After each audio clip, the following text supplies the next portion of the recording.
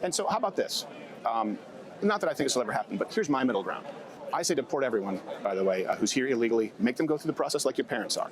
Do you think, would you think that's disagreeable? Give them the opportunity to come through legally, but if they're here illegally, you got to go back, come back through just like your family, applying for visas. Let's assume you disagree with that. How about this? Okay, if we catch you and you're here illegally, all right, you can stay if you pay all your back taxes. How long have you been here? How long have you been working? You pay all of it plus 5% interest because Americans will be penalized if they didn't pay their taxes. You pass a language, you have to do it immediately. If not, you're gone.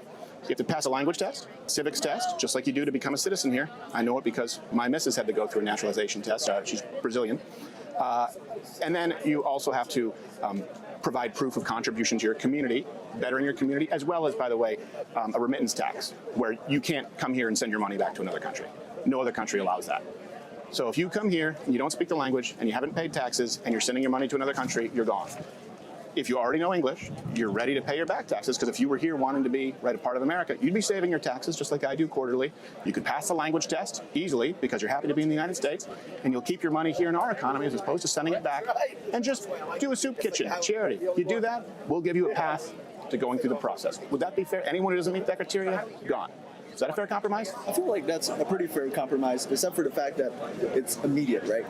Like, but someone here who wants to be American, they obviously should know the language and they should be ready to pay their taxes. If they want to be American, like, even if they want to be American, learning a second language is objectively very hard. Well, most countries don't even let you in to work there unless you already know the language. Oh, really? Oh, yeah. Oh, yeah.